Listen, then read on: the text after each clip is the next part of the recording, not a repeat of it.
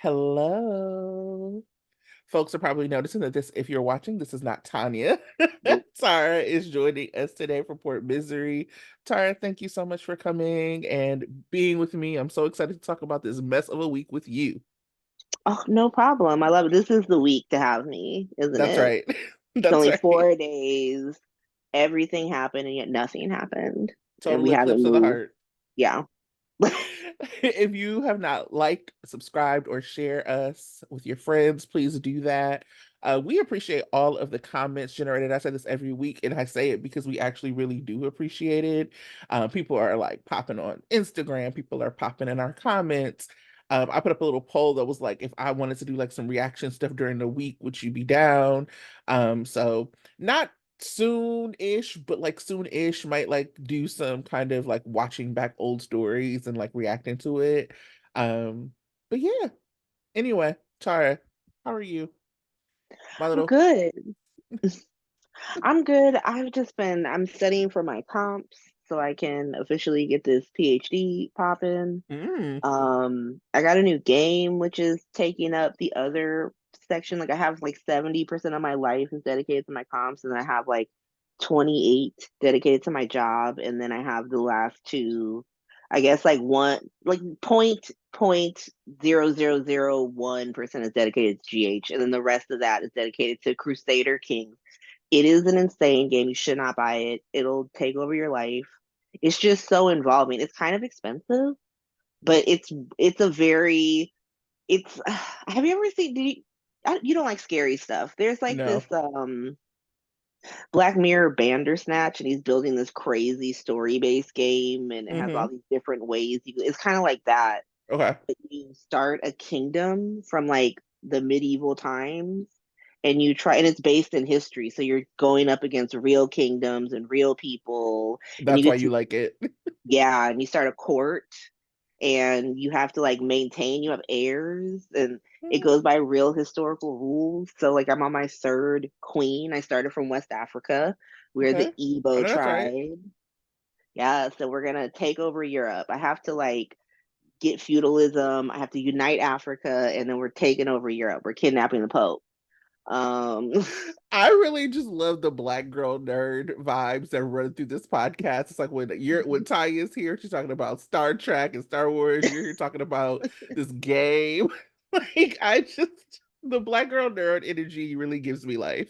I know we're gonna Uno reverse history. We're gonna invade Europe with our West African paganism because we don't need the white man's religion. There you go. Uh, There you go. but yeah, that's the main thing, and it's like a story based game, so you have options. You have to like make choices as the ruler. Like I was playing it last night before I went to bed, and like before I went to sleep, literally because back to back, I found out my sister and brother are sleeping together. I was like, What in the Game of Thrones is this? right?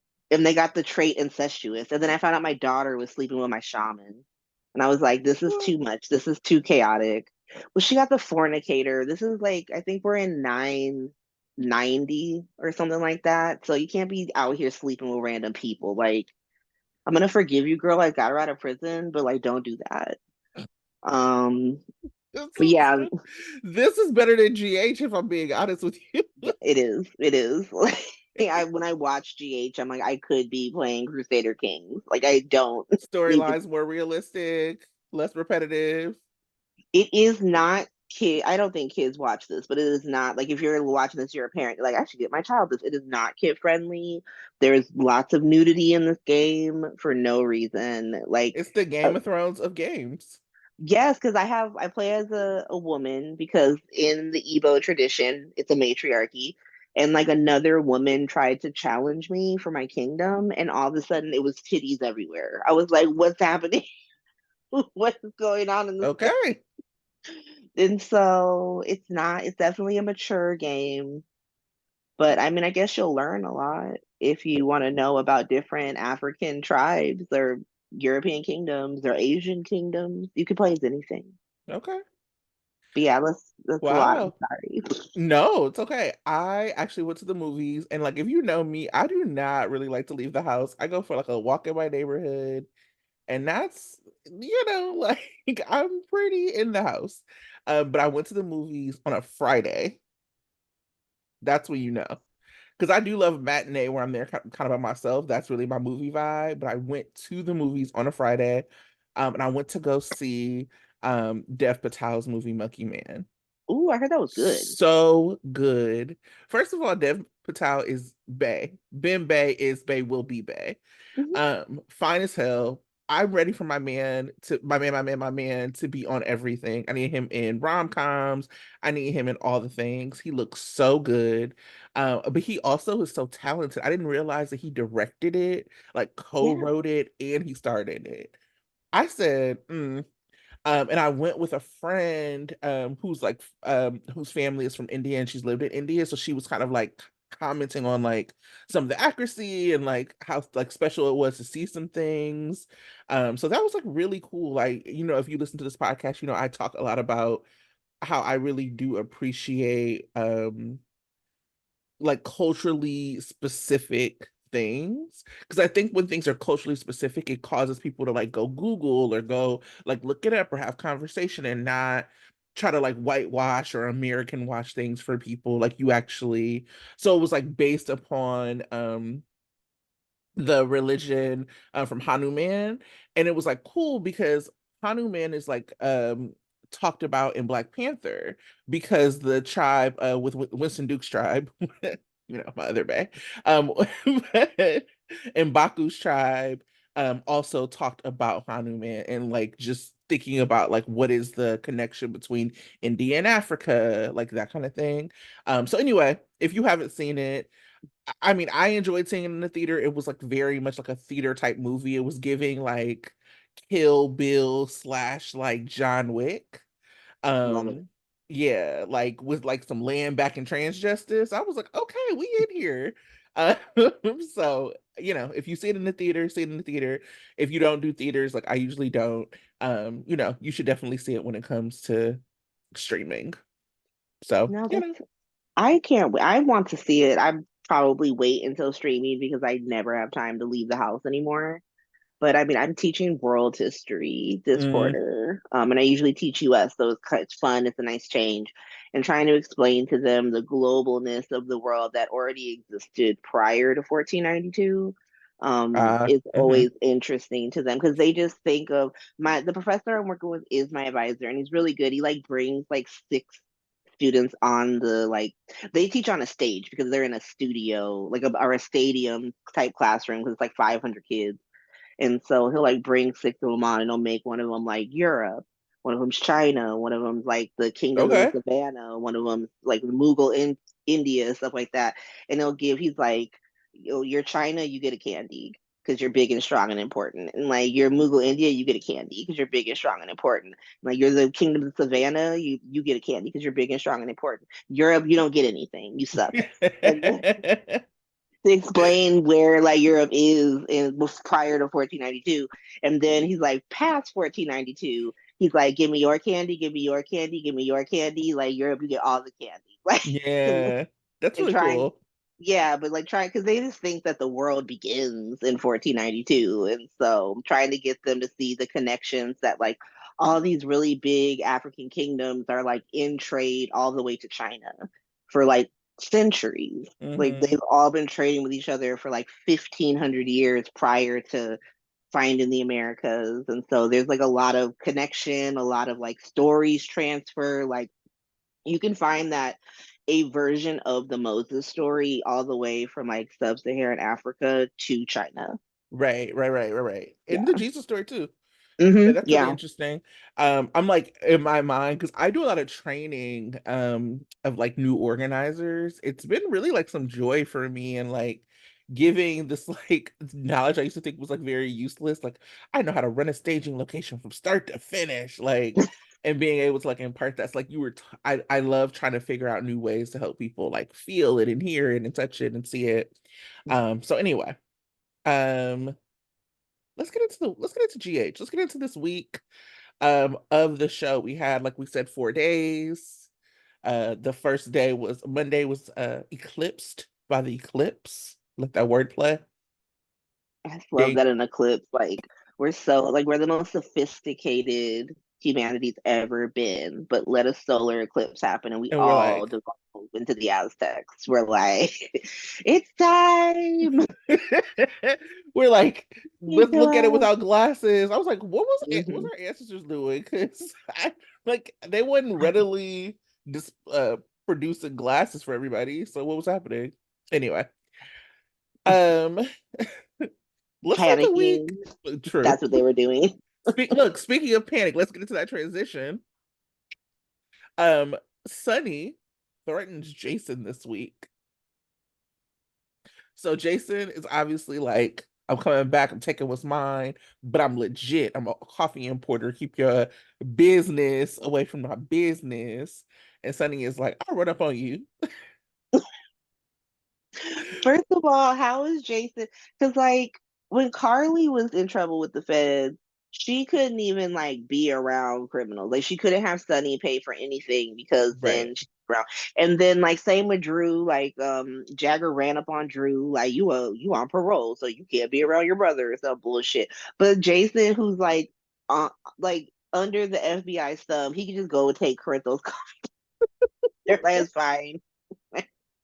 You do what you gotta do. A man's gotta work. Like it's Ridiculous. so funny. Ridiculous. Jason got Performer of the Week in my heart for telling Sonny that if he wanted to get him, he would have been got. I was Because you like, notice I skipped Performer of the Week. Because I feel like as a viewer watching this nonsense, I was Performer of the Week.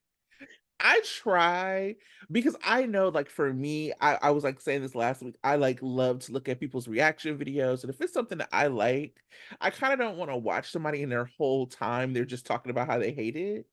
So I'm mhm. trying this week. But I'm like, I am Performer of the Week. I am the audience who's performing watching this. I mean, I think for me, I think the performances are what's saving this freaking show because Yeah, the for sure. writing certainly is not. Because you have like Jason. First of all, Jason seemed so earnest when Sonny came in. He's like, "Hey, Sonny," I was like, "This man told you to go to hell last time we talked to him." You're like, "Hey, Sonny, I'm back at work," Hey, friend. and then Sonny's like, "I don't want you here." Jason's like, you want to do a TikTok together? I saw the like, And then like Sonny's acting crazy. So obviously Jason's like, "Are you on your medication? Like, are we having a breakdown? Are you seeing hell?" And he's just like, "Of course I'm on my medication. Why would you ask me that?" So, and the like, way the way Jason asked him, it was very much like, you on your meds? It was the concern was serious. mhm.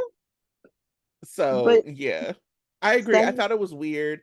And I think that what Jason said is what we have all been saying. Like, if Jason wanted you dead, you would be dead.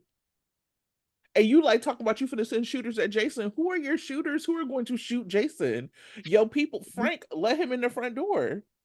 Jason is like the Khaleesi of the fucking Port Charles. So what's going after Like, him? like Frank dapped him up like he hadn't seen it. Like, bro, so good to see you. Sure, the door's right open. Like, didn't even announce him, didn't ask Sonny if he wanted to see him, just like letting him in. So Jason is the person who used to be your shooters. You finna send your shooters at Jason? That's your threat?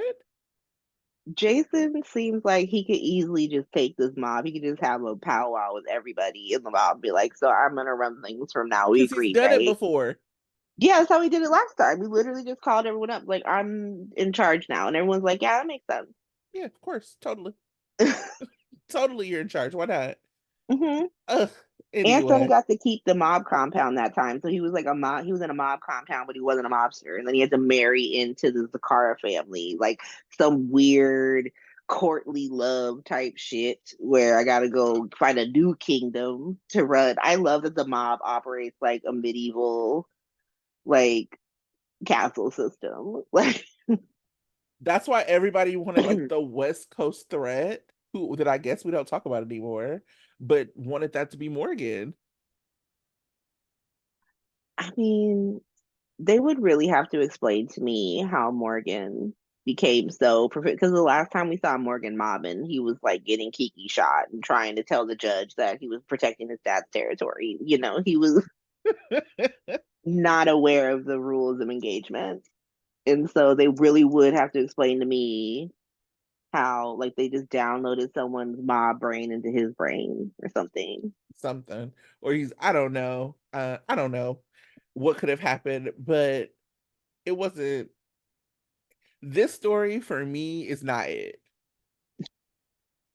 It It's just so many moving parts, and then you don't understand any of them. yeah, And then they have to sort of, one of the things that really bugs me is that like they've spent like 2 years having Carly demand to stand on her own 2 feet, and Jason comes back for a month and she's just like, I guess I'll just let Jason save me. It's what he's here right. for. Like Like, sweep me into your arms, Jason. I will say that during Jason's absence, I've talked a lot about how Sonny kind of doesn't work without Jason. But for me, Carly actually worked better without Jason. She was able to I like the Carly Jason friendship, like 100%. I don't want them in a romantic relationship, but I like their friendship. But she does become very damseled in distress around him in a way that she's not when he's not around. So it just was, it has been a little frustrating, like watching this. We hear Jason tell Diane that he's, that like the way he split up his fortune was that, Carly got a half and his kids were like sharing a half. Now, granted, this is not like mine and your half, right? Like if I did that, you'd be like, damn, so anybody gonna get nothing but, whatever. For Jason, this is like a fortune, but also, what? Why? It just was like a piece of information that wasn't necessary. Like, we get it. You do not have to continue to tell us that Jason puts Carly above all and that she's very important to him. Like, you don't have to do that in that way. We know. We're aware. yeah, and it wasn't even like, oh, just in case she like loses all of her fortune in a dumb way. It was like Carly was already like she was owner of the Metro Court. She had several post-divorce settlements from millionaires. Like she was fine. She didn't need the Billionaires. money. Yeah. Yeah, like yeah, Jax is up there. And so she didn't need the money. And it's this kind of weird sort of offshoot, like they couldn't figure out a way to like divide the money 3 ways, and it'd be weird to give her an equal share to his son. So they're like, we'll just give her more. And what, so she could take care of like her kids? Like her kids have daddies to take care of them, Right. you know? And Michael has several. He has the Quartermains and Sonny. Jocelyn has Jack. Like Avery and Donna have Sonny, or they're Yeah. fine. Everybody's fine. I'd also say that what was weird was he like he was like questioning why Carly was like not rich as she was, but didn't question like why Liz wasn't. You know what I mean? Because like you went to her house and she had no hot water. Like you didn't Just used question. to her being poor. Like, yeah, this tracks. Liz is struggling to survive. She's a single mom who works too hard, who loves her kids and never stops. Like, that's her That's the story. Cameron Weber story. But yeah, it's just like, oh, I don't know. I think that this, along with some other things, are being done really heavy-handed in a way that isn't necessary to be done. Like, I understand this is like a new writing regime who's coming in like, this is my territory, very much like Sunny. Like, this is my territory. I write this, like these are my stories. And while if you really understand behind the scenes, like you're not gonna like it, but you can see it. But if you're like a normal viewer, you're like, why is this being done this way? Like it doesn't make sense. It's just like there's a lot of like highlighted focus on like characters, but then they're Mm-hmm. not for no reason, like we're getting this highlighted focus on like the the Jarsason relationship, the Jersey. Jarson. Yeah, Jarson. Yeah, I think that's what I named is Jarson. That's the unholy trio ship name, Jarson. Oh, okay.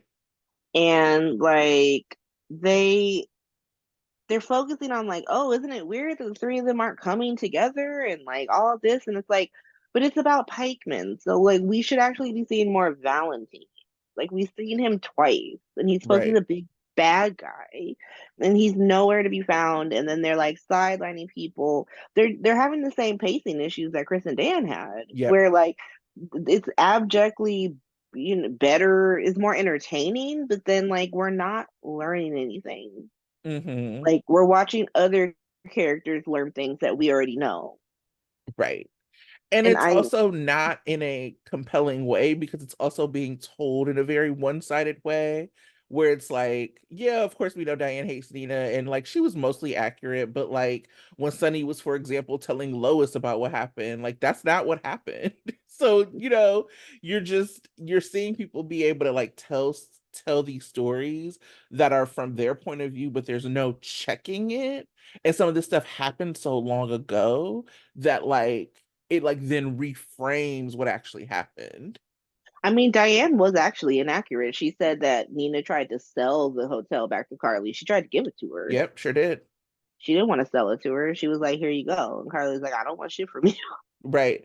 Which then made it not make sense that she didn't sell it to other people. Yeah. So it was, I don't, even that story was silly. But yeah, to your point, like they just keep changing things. And I think, I'm fine because my faves are fine, but not actually that's not true. But like, it makes the people who I don't really care for look really foolish. But that's not actually how I want the story to be told. Like, people can just be foolish as being foolish. So I didn't actually even mind if we think about like the Drew and Nina hate sex. I didn't mind that it happened. Everything surrounding how it happened was stupid. So we have Michael and Willow show up to the Metro Court for their anniversary dinner. I actually didn't mind that. Nina finds out that they're there and like tries to take it over. It's like, here's this champagne and here's these five course. They're not poor. You're not doing them a favor. Everything that you're doing, they could order themselves. Michael's rich. Hmm. And actually, he's probably a VIP there based on his relationship with Olivia and based on his relationship with Carly before that the staff really still likes. It seems like a Chillo scene. Like if Willow was with Chase, this would make Yes, more. right, They exactly. would have been struggling to pay. Chase would have sold his truck. No, he's only doing that. He only does that for Brooklyn. Don't quote me. I mean, yeah, But Britt's gonna be like, "The fuck." Hello. but he like so she does this and then when they like rightfully are like, girl, get away from us. She like goes to Drew, and I didn't understand that. Why do I you think Drew would do anything for you? I feel like, so at the end of the week we had that crazy scene where Nina runs into Carly and Jagger and then like immediately runs to Drew to like throw it in his face. But like Curtis and Michael are there. And I feel like we're gonna get another scene after that with Nina and Drew. I feel like them sleeping together should be after that scene. And that like when the story plotting was going out and they were like editing the show together, they were like, this looks too much like Drew's response to Carly supposedly sleeping with Jagger after like leaving him in his mind for Jason. Hmm. And that just makes him sound desperate and like Nina coded. And so let's change it and make it more of like his own personal choice of wanting to sleep with her. I think that like they're giving Drew the writing that they should potentially be giving Nina. I think the main issue is that they have her wanting too many things. Like she Mm, wants all these things. She wants Willow. She wants Sunny. She wants the Metro Court, not anymore, question mark. She wants Crimson. She wants the Invader. She wants, like, she can't focus. And I think the one thing she should want is Willow. I think that like he has this like line where he's like, Sunny, don't even think about you. He don't want you. And like it would have been for me really good if she was like, I can't think about that. I cannot think about that. Like whatever happens with me and Sunny is with me and Sunny, but I'm focused on how I get a relationship with my daughter. mm, That's what I care about. And yeah. then at least like Drew could be like, okay, well, at least she's serious about wanting a relationship, even if she's not willing to admit why she doesn't have a relationship with her daughter. She at least singularly focused on that. But Right. they keep, and then her sleeping with Drew is like less about, what? I'll say the way Cynthia played it, fuck the way it's written, the way Cynthia played it it did seem like she slept with Drew for Drew. Like the Yeah. dialogue is crazy with her being like, "Did Carly say you have a good body?" But like when he was like, "Let me stop and ask for consent," and she was like, "Don't be a little bitch." Like that was just here to fuck, right? I'm not doing it to make Sonny jealous or Carly jealous or nobody. I'm just gonna fuck this fine man standing in front of me, and that's decent. That's like her playing it that way worked for me. That was, I thought, was the most interesting. The dialogue around it, to steal your words, was banana ramas. Like that dialogue was like really wild. The setup for why it happened was really wild. But I did like this idea of ain't nobody messing with me and this man is fine in front of me. So like I want to do this. I thought that that was interesting. I thought it was like kind of like something that we could have seen coming, but also in the way. I didn't hate the hate sex. I also really hope this does not develop a relationship. No, we don't need Now, bringing in some real life stuff. The morning, so that's happened on Tuesday. So Tuesday morning before the show aired, Cameron Matheson was like posting on Instagram. And so he posted this like shirtless picture and all this stuff, and him and Nina. And I was like, what is this? Because if you know, I had been pushing for a Drew and Jordan pick, like a match. Mostly because one, I think they just really look sparkly together. Like aside from anything around like storyline, anytime they're in a scene together, they just look good together. Um, and I think it like gets Drew in like a more interesting place. But more importantly for me, like for Tracy, I want Nina I want Nina gone, but I want Jordan in this like front burner story with a pairing with somebody who's on contract. I loved Jordan and Zeke. And if they would have brought Zeke in and built out like Portia's family, and like we would have seen Zeke and they would put him on contract and he was like a constant like player in the show, I would have loved it. I would have preferred that. But he's not. And so what we have in front of us is like, who can we put Jordan's fine self with? How is this woman on our screen and we don't have men, women, and everybody else banging down her door? I wish they would have brought Zeke on. He could have been a really good character. He was a Mm-hmm. lawyer. Yep. And that would have put him in the orbit of so many. He could have gone so many different ways. Could have put him in the DA's office. Could have had him be like a business lawyer for like EOQ or Aurora if you wanted to like build those out. He could have like gone the super cray cray route of being a mob attorney I would have because loved to see him build out an attorney thing with Diane and they bring Alexis in and they can do their own little law office. I mean, like there was just so many ways to go, and then have the, and then he would just be like him and Jordan didn't have to necessarily be forever. I think that like I wish I love Black Hospital, but like Black Genoa City does it better. And Mm. like Black Genoa City, there are issues, and I can't get into them because it's not about Young and the Restless. But like the characters, the Black characters in Genoa City feel like they're a part of Genoa City, and they like date with the white characters. It is not some weird special occurrence. It is something where like Lily has banged several prominent white men in Genoa City. Like Devon is banging several prominent white women on top of like he's cheating on Black women with white women, like, which is I don't not like my favorite that. trope, right? But like they exist within that town. It's not like this side separate thing, and we're going to the Clanshin and we're seeing like Curtis is learning how to walk, and like it's super, because I mean there was all these sort of like, and they're all valid criticisms of like Portia, or like criticism about the criticism. All criticism is valid, but like the Portia coming at like Laura and Kevin and Hmm. Alexis shit. And I'm like, but at least she's outside of like her husband's walking story. Right. She gets to have an opinion about Hmm. something other than her husband's like legs working. Hmm. That's more interesting. Like Hat Daddy rarely gets to have any opinion outside of Black Hospital. Aunt Stella's literally there to like prop other people. Like, you're gonna be all right, baby. Like, you know, I hope it they build a more an even friendship between her and Tracy, because right now she's just the patient. She's the GH advocate for every white character on the show. Um, Trina's just been disappeared. We Like haven't seen her her in like boyfriend, 2 weeks. yeah, her boyfriend fell into a river, and now all of a sudden she's disappeared in her off-screen grief. Like who? But she's Well, also cheering Curtis on. ugh. And next week I think she's gonna cheer. She's gonna be asking Joss and Dex what's going on, which I actually think is funny because I would love to see her like in a situation like that, but I also want more for her. Let me back up because I do want to talk more about Black Hospital with you.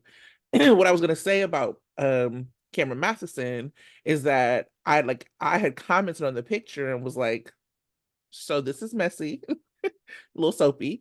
But does this like stop a potential Jordan and Drew ship? And he's like, nope.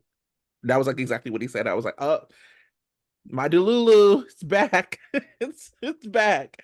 So we'll see what happens. But I do think to your point about Black Hospital, this has been my point even when we talk about, and I said this about Trina, that okay, so say I don't know what's happening with Spencer. I think that that has been a real hang up for that character. We talk a lot about like sidelining and sidekicking, and the reality is like she was really sidelined in her relationship. I didn't feel like the writing for them was like whole. They had like and they weren't really embedded in this in the rest of the show. They had like separate story. And so for me, when you write when you write a couple, the best way to write a couple is that they have like some couple story and then they have like individual story each. And that wasn't what we saw with Trina. We didn't see like I would have loved to see her do more at the gallery. Like you remember when she did like the whole exhibition and like everybody came. Like that was a really cool story because it got Trina mixing it up with everybody in town. We could have had a redo of that where Spencer actually came without Esme. You know what I mean? And like we actually saw like how do you mix it up and then also show that they're a couple? And we didn't get that for Sprina. And because of that, with Spencer gone, they didn't have story for Trina because they weren't invested in Trina. They were invested in just that coupling. And so now here we are, like, where's she at? And I can think of a million stories I can tell for Trina. So this is not an excuse at all. But it's like this is actually what I was worried was gonna happen. Because we all knew, regardless of whether Spencer's gone, whether if Nicholas is coming back, if he's not, we all knew that he wasn't going to be on the show forever. Like he was very clearly going somewhere else. And I never wanted for her to be sidelined in the way that she is. And so if we do bring on like anyone else for her, if it's not Spencer, and I was saying that I would prefer that it would be like like a black young man who's tied to like a legacy family. And they actually build out that legacy family. The Ashfords do not have to be the only black family in town. Bring back some Wards, bring back a Hardy or two, because like if they're a Hardy, they're connected to Elizabeth, right? Is that right? Am I messing that? Am I making that up? Yeah, yeah, by marriage. Yeah, her grandmother was married to Dr. Hardy. Okay. Or like a ward or somebody who could like be like challenge Michael for the throne of like ELQ or whatever it is, but like actually embedded in story that's happening and in a relationship. I don't want them to bring on a side character for Trina that doesn't get investment. I want them to bring on, if there is another character, that's somebody that is like fully embedded. In that way, when they bring Spencer back, trope old as time, then she's kind of already embedded and she like feels like, torn between because it's how super couples and that's how like traditional big couples are made, that you have this breakup and then you have like this heart-wrenching, like, do we get back together? Do we not? Like that is actually what those kind of couples are made of. So that's what I would like to see. I would like them mixing it up with people who are very established in town. And unfortunately, the people who are very established in town are not other Black people. Yeah, I mean, the Sabrina story, like one, it was always very weird because like she forever stayed a third wheel in Spesme's story. Yeah, And they would find a way to continuously tell this third wheel story that like it should be a triangle, but it shouldn't be a triangle because Esmond's right, awful. Like it shouldn't right, be a choice. It should be an easy like get out of here, girl. But then they kept having reasons for her to be there, and then they would play this like somehow Trina wanting to just be with her boyfriend is like getting in the way of like him raising this baby that's not his baby. right, And like, why tell the story of him raising a baby that's not his baby? Like, just somehow make it his baby, and then the secret is it's actually Nicholas's baby, and it's just like the dun dun dun. And like, she is the one who figures it out. It's more about her asserting herself, or then like even in the death, like because it was this like third wheel triangle bullshit. It's like once they both went over into the river, like the story ends because like they're in the center of it. Like even because like I thought Avery Pohl was a good actress. I have no time for Esme, but I thought killing her like took any like where is Trina supposed to put her rage and anger besides like other characters who may or may not deserve it as much?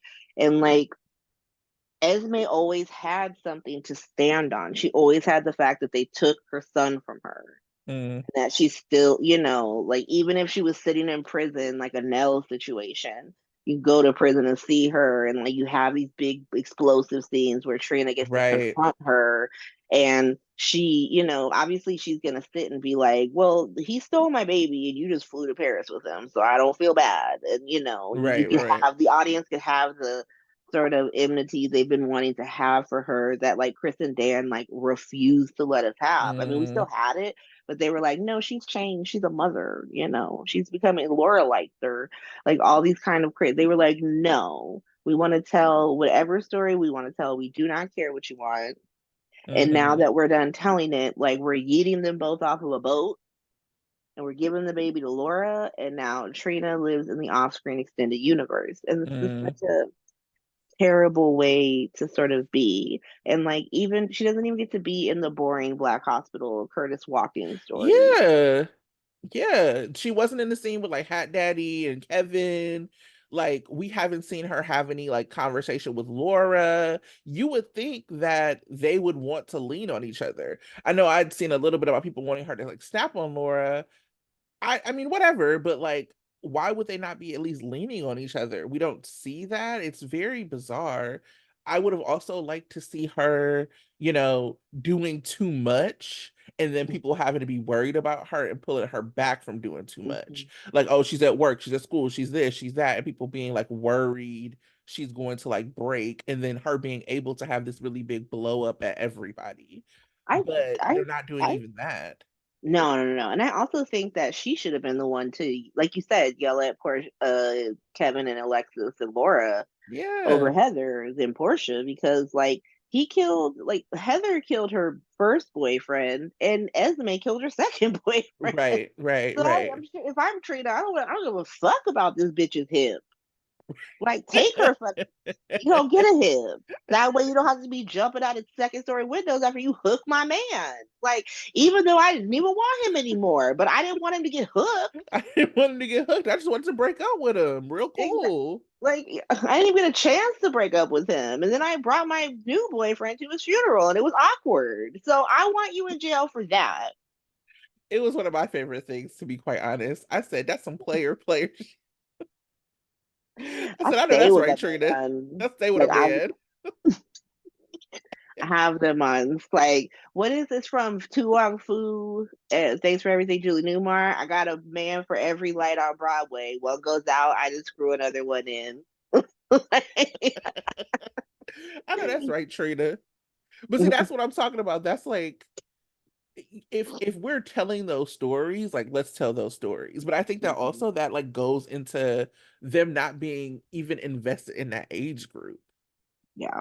It's all anyway. Um Also to Nina and Drew and their like hate sex, which I love where we went from that. Um Hilarious. I want to talk about Drew saying it was 45 minutes. Sir, it was not. And I want to talk about Nina saying that it was a down payment, which girl, what are you doing? That's all I That want to talk about with it, to be honest. I don't need to talk about it further. I just need to name that both of those things were said. I just need everybody in real life to be realistic about how long 45 minutes is. I need people to be realistic about how long 20 minutes is. Like, let's just keep it real. Sex isn't that great where you're just like, I need to be doing it for hours and hours and hours. Like, there's so many other things. Like, it's good in the moment, and then you start thinking about it, and you're like, I actually have to do, like, as soon as I get done with this, I have to do my taxes, and that would be the first thing that Get popped out of into my here. mind Get 6 out of minutes here. in or something. Get Like, out of oh, here. actually, I have to go to sleep. I have to wake up in the morning. I have to do things. But, like, okay, fine. 45 minutes on some, like, gross floor that's clearly not been vacuumed because the Metro Court's gone to hell.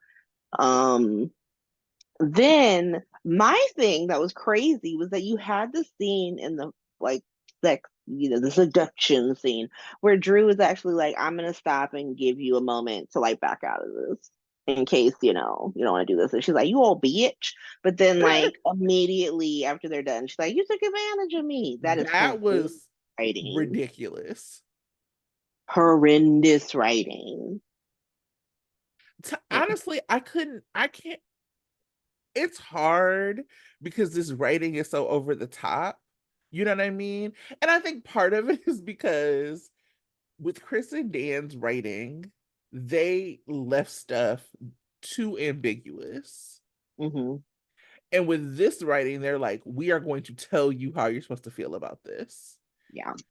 And I think that there's a happy medium somewhere so that we are all dealing with the same set of facts, but you can feel how you feel about the facts. And that's what's missing because Nina is, as a person, certified Nina hater over here. 100% got, I have a PhD in Nina hating.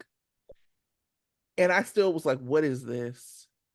Like that writing of being like this it, this you took advantage of me writing, her saying that was really gross. And you said this during Brit's space, Brit does spaces on Twitter. Like it really plays into this trope that women would lie about being assaulted.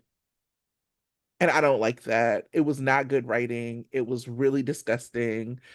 I guess I'm glad that it came and went, but I'm disgusted that it was said at all.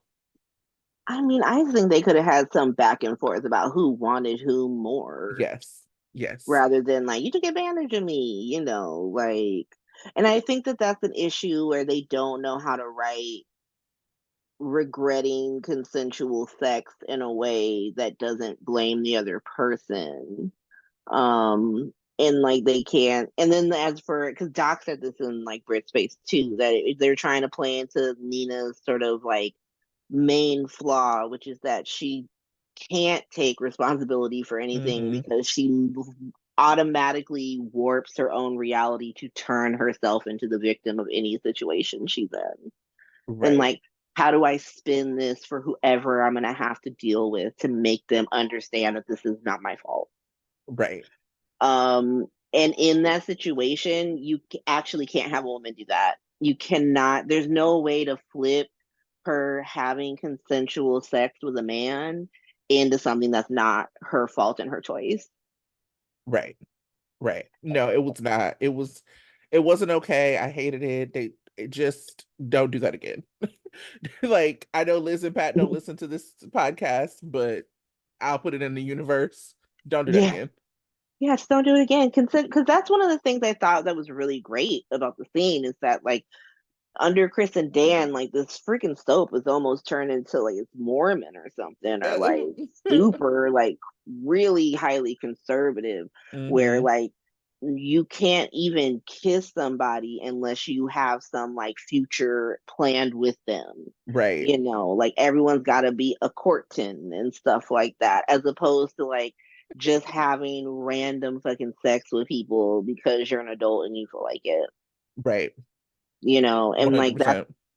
the main reason why like you and me and a few other people don't want Drew and Nina to get together, because like it'll take away from the idea that like you can be two consenting adults who don't are not in love with each other, don't even really like each other, but like have consented to have sex because sex can be fun, not for 45 minutes, but like for a On the reasonable amount of floor. time. Yeah, on the floor of someone's office, like.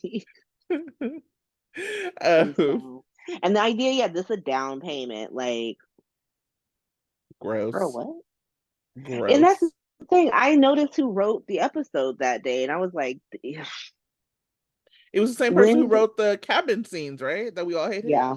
Mm-hmm. hmm And like, when do you realize that you're just out of touch with how men and women talk to each other?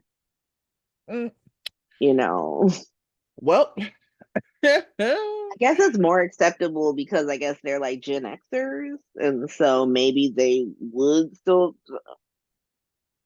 But you def can't be writing the Zoomers like that. You really shouldn't write the millennials either. well, there you go. Well, speaking of more weird writing, Carly runs into Jagger getting beat up. I think she doesn't know it's Jagger at the time, realizes it's him after she honks her horn and the not robbers, because they didn't steal anything, run off. He clearly might be concussed, so Carly reminds us all that she once went to nursing school, didn't graduate. And so she takes Jagger to the Metro Court instead of the hospital and stays up with him all night, waking him up every few hours to make sure that he is not concussed. Let's pause there. How do you feel about any of this story? I just think that it goes into. I know that some people. Here's the thing: Laura Wright has like indiscriminate Kim turned on. She is not Yeah, just having selective Kim with selective people. She's like, I am a free agent currently. Drew broke up with me, and so that's there. I'm not gonna say that they weren't Kimming it up. Do I like it? No. But I think it goes back to like the writing issue is that like they want to be so heavy handed. It's like they reveal one of their cards and then they like make it this sort of like now we have to shift the entire tone of people's relationships to make this new card reveal make sense. And so like a couple of days before all this, they reveal that like Carly is the one who they have shit on that's like Jason's doing all this for. And so it's Jagger that's threatening Carly. Jagger is the one who's going to put her in jail. And so now we have to have this very heavy handed scene because we don't even know who beat his ass. Like they haven't told us, they haven't given us any indication. right, Excuse me. I think they want us to think it might be Sonny, maybe it's Pikeman, maybe we don't know. But like the whole reason it exists is so you can humanize Carly to Jagger. You could have done that at Kelly's. You didn't actually right. need to have him get beat in the streets and then she's just like there. But they're like, wait a minute, wait a minute. What if like we're humanizing Carly at the Metro Court and then Nina walks on? And then Nina sees that. And then Right. she go runs up. And it's like this very heavy handed childish because even Nina the whole reason between her running upstairs didn't make any sense. I'm like, are you an adult? Like, are you a mature? Is this coma brain happening again, where you just can't control? Like, you were in a coma that one time, so you just can't be mature and you can't act like a Hmm. reasonable human being during work hours. You got to just run through your own hotel, telling anyone who will listen that this woman is sleeping with an FBI agent. Like, it's just very weird. Want to have people look crazy and this person look good. And like we've been saying, Carly is my fave. Right. Carly's my fave. So like sure, give her great writing, but I'm not gonna give you like a gold star for like hand feeding me what I want.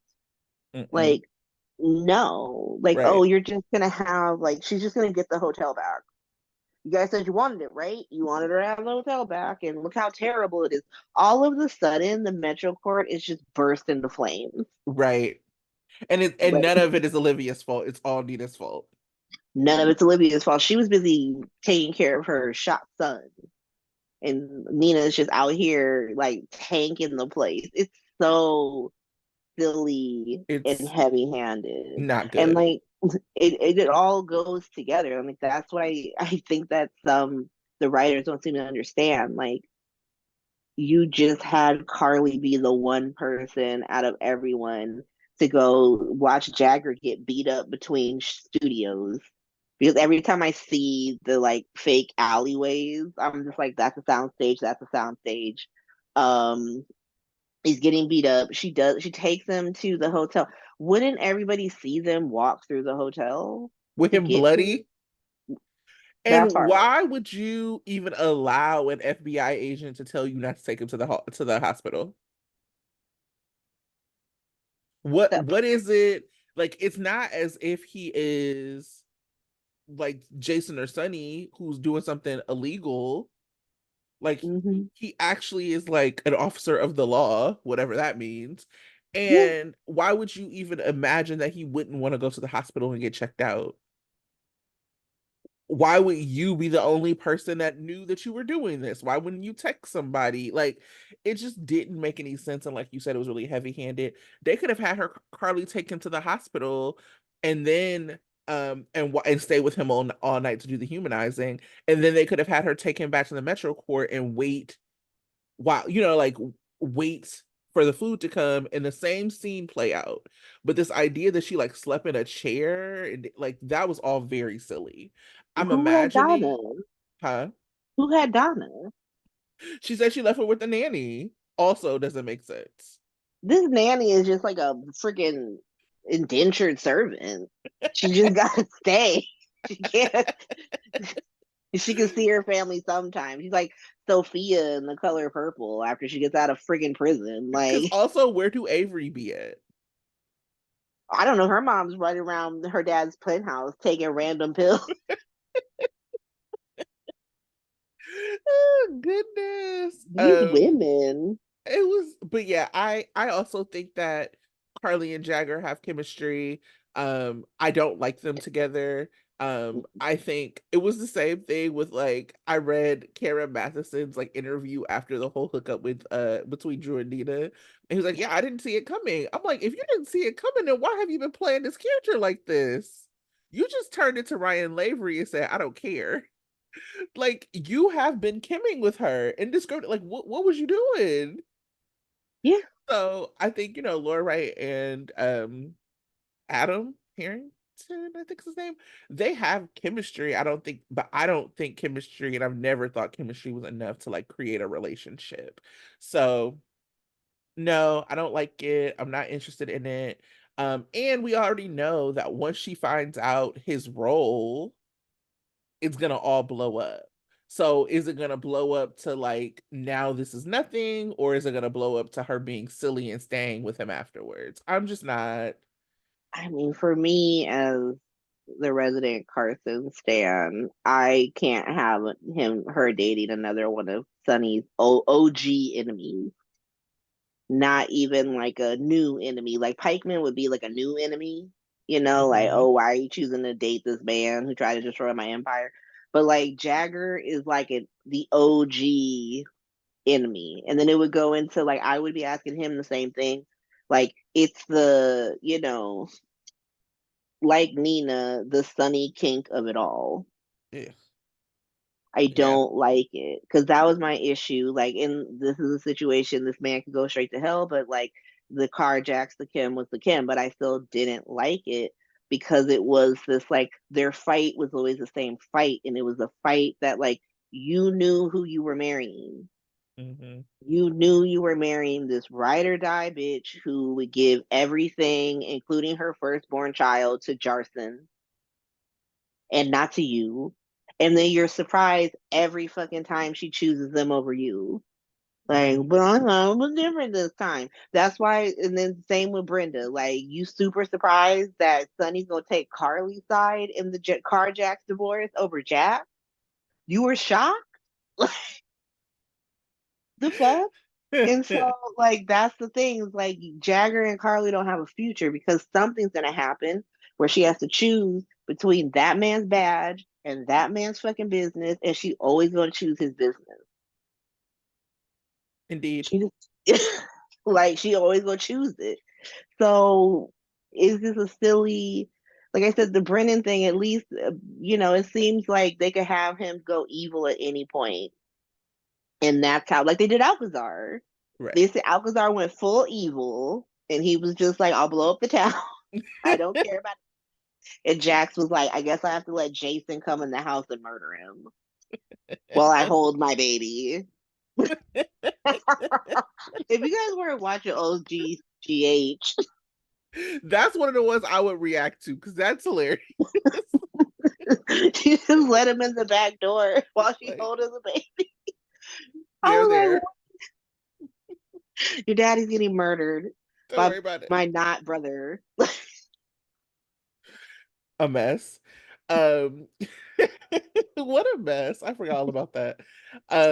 Also, of course, Nina, as you stated, ran to everybody to be like, Carly did this. Now here's the thing. I definitely thought she was gonna stop when she saw Michael. No. She took it all the way. I was like, Your what? mama's fucking an FBI agent. I'm like, do you want to see your grandkids or not? Because like she's like, Willow was nice about it. Michael was. I'm like, Willow was the first one disgusted to see you, but you keep picking at Michael. You're like, well, Michael, maybe your mommy. Like, it's just, I laughed. It was so out of pocket. I also laughed at Curtis continuing to give her a pass. Like he looked at her like she was wild. I was like, this isn't good. But he was still like, I love you, girl. He's like, she's hurting.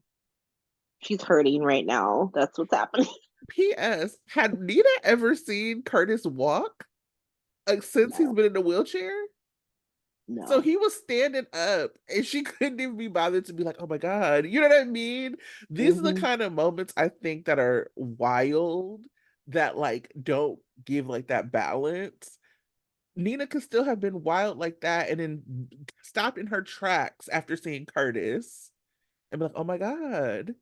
He was like, Dina, you're out of line. And she was like, no, I'm not. He's a piece of shit. You'll see one day, Curtis. She was like, I love you.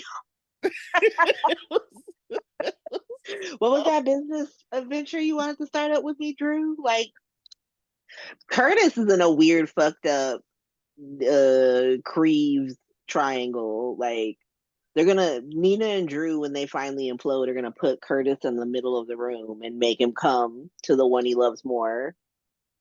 And I think Drew might lose that. I think so too. It's not a white Like, woman.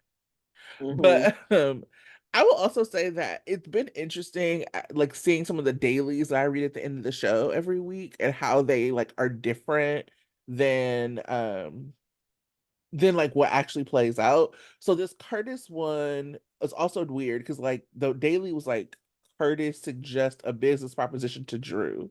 And while that is kind of what happened, like Curtis was the one who like put it together and was like, this is what it makes sense to do. They had already pulled him in to talk to him.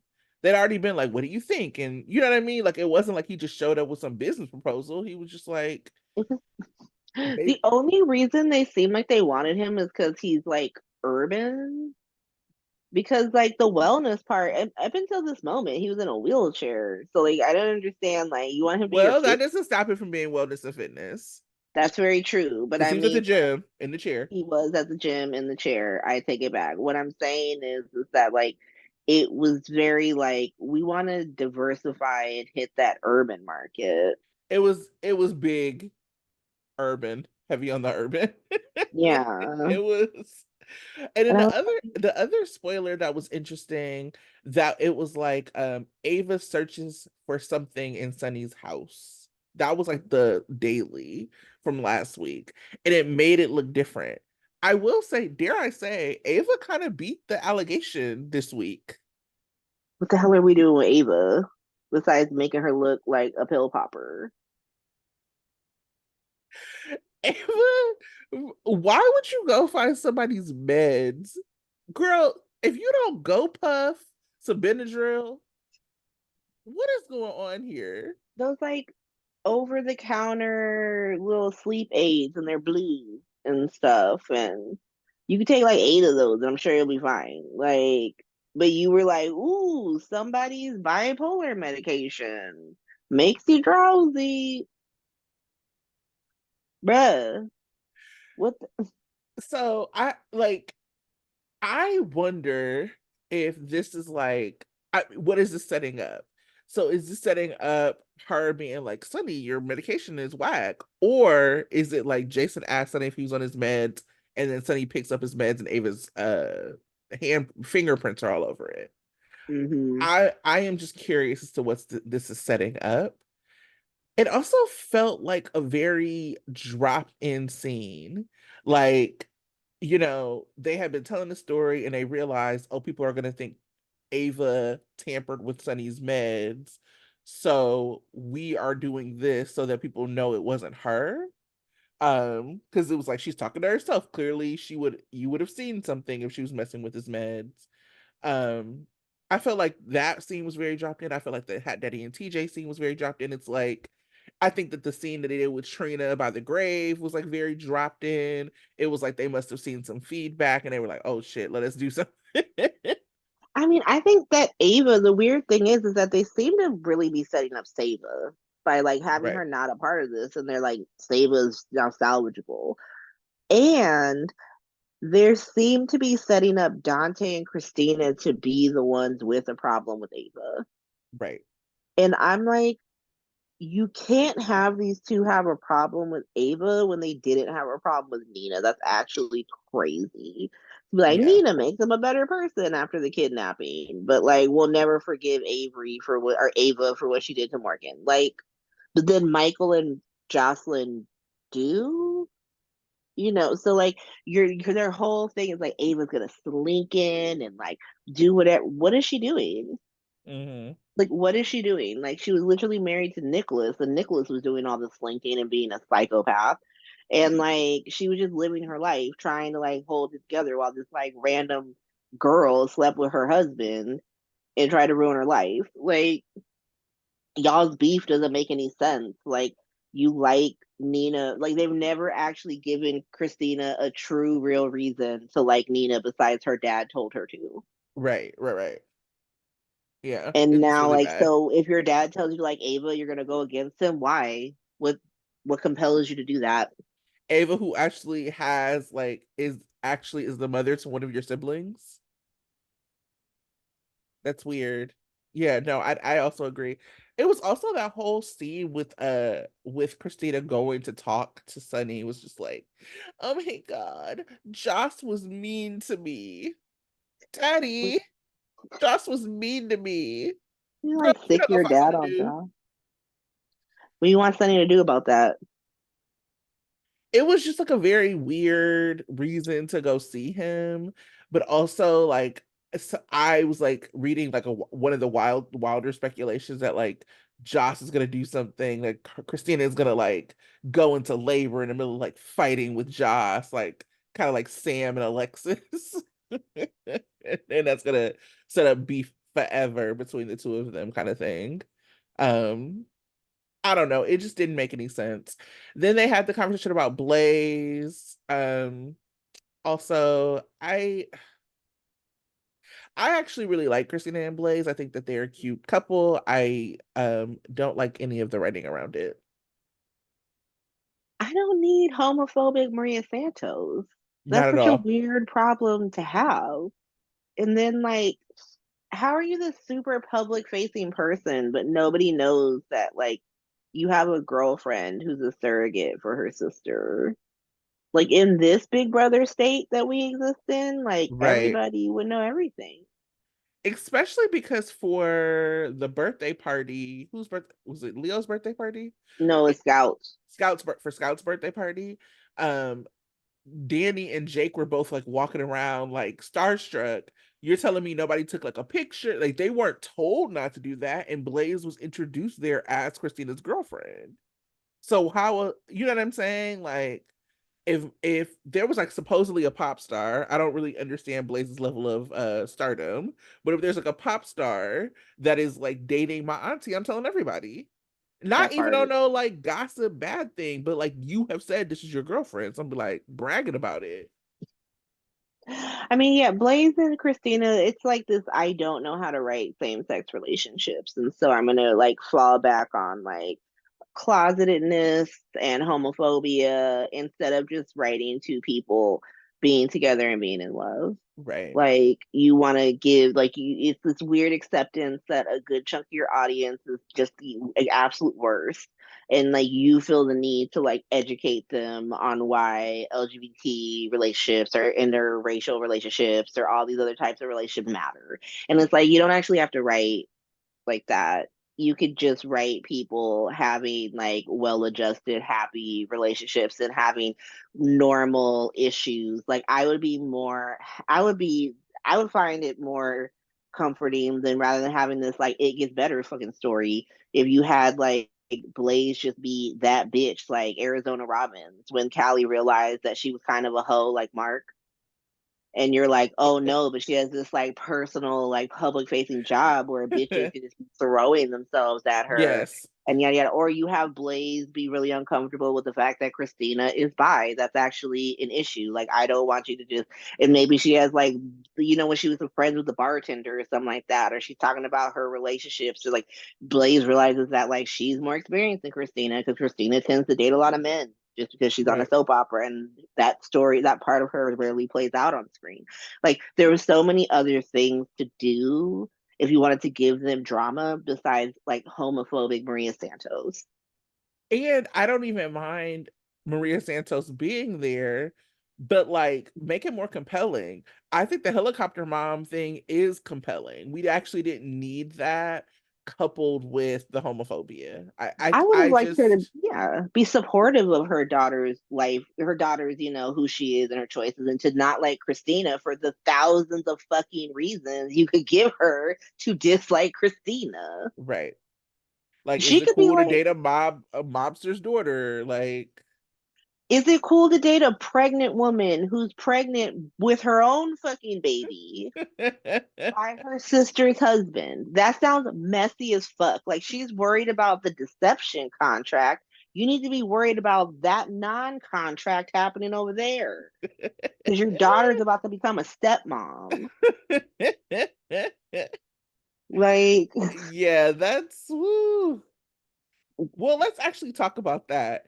TJ goes to vent to Hat Daddy about Christina and the surrogacy. I have never seen something so male heavy in my whole life. What are y'all doing? He's like, it's almost like Christina is pregnant, and yeah, it is like she'll Christina tell is us pregnant. when the baby's here. That's exactly what it is, Dr. Ashford. It was also like Christina had the doctor's appointment that they didn't go to. You're telling me that Molly and TJ didn't go to the doctor's appointment? You're telling me that TJ, the doctor, couldn't make it to the doctor's appointment with Christina?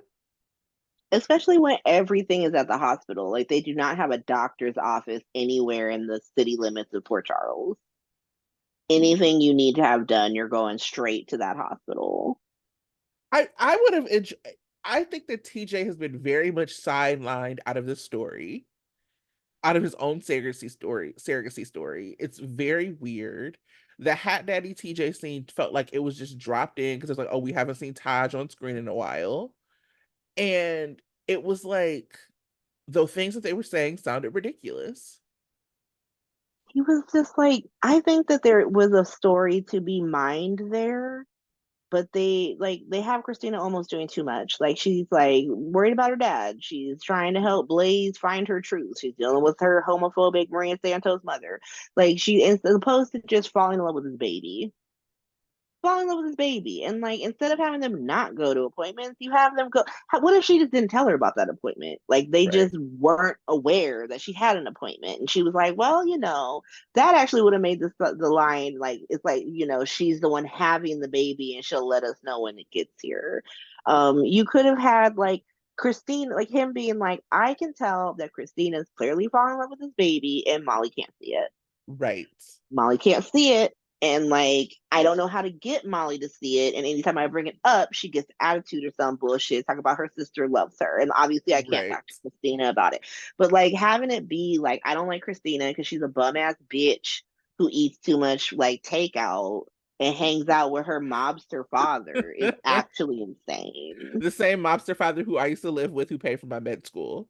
That one. P.S. The most danger that TJ has ever been in as a result of the fact that his mama was a cop. That's what got him kidnapped, not Working for a because of Sonny. mobster, being blackmailed by a mobster. So what are we talking about? It's just I again, I mean, I know you like Sonny. I don't care for Sonny. I'm fine with people not liking Sunny. Let's make it make sense. Let's let it have a real reason. Let's not just pull these things out of thin air. It makes that doesn't make any sense to me. And to your point, I think a better, I was about to say more better. Woo, talking to my nephew. A better way to have told that story would have been TJ ran into Christina at the hospital after she was coming out of appointment and was like, "What are you doing here?" And then she like had a doctor's appointment and was like, "Oh, I forgot to tell y'all." And then he like saw her gazing lovingly at a sonogram. And then to your point, then being like to Hat Daddy, she's having this baby without us, and she's clearly falling in love with it, and Molly doesn't realize it. Because And that that is the story that yeah, they're trying to tell, right? pretty much, I think that's where they're going because, like, here's the thing: Molly doesn't have any rights. Right, Molly has no rights. TJ doesn't have any rights until the baby's born. right. And that's what so like I get where they're coming from with that line about it's like she's having this baby, by herself essentially. Because like as the law states, like until that baby's born, all of these decisions are Christina's. Mm-hmm. They're not TJ and Molly's. And then like once it's born, Molly has absolutely no legal precedent to this baby. And they Mm-hmm. don't have any right to say, well, like, give me this baby, it's mine now. Right, Like it's legally Christina's baby. And so right. you could be having this kind of story, but like they want to have everyone like we would rather set up the Alexis getting her law license back so she can eventually be Christina's lawyer in this custody case. Like because Molly's gonna go so hard for TJ and bring Mm-hmm. up every fucked up, and she knows where all the bodies are buried when it Mm, comes to Christina. And so Alexa's gonna have to swoop in and be daughter versus daughter, mom versus daughter, Molly Wop. They're essentially redoing Lante versus Spixie. yeah, yeah, yeah.